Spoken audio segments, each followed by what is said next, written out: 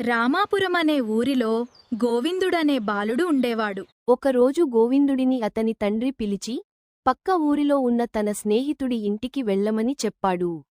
అక్కడ అతను ఒక చిన్న పెట్టె ఇస్తాడని, దాన్ని జాగ్రత్తగా తీసుకురావాలని చెప్పాడు. తండ్రి చెప్పిన గుర్తుల ప్రకారం గోవిందుడు ఆ ఇంటికి వెళ్ళాడు. ఆ వ్యక్తి పెట్టె ఇస్తూ, దారిలో దొంగలు ఉంటారు, జాగ్రత్తగా తీసుకెళ్ళు అని హెచ్చరించాడు. తిరిగి వస్తూ గోవిందుడికి తన వెనకాల ఎవరో వస్తున్నట్టు అనిపించింది.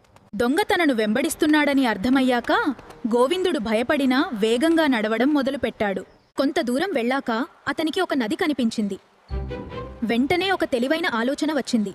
వెంటనే గోవిందుడు పెట్టెను నది పక్కనున్న పొదల్లో దాచేశాడు.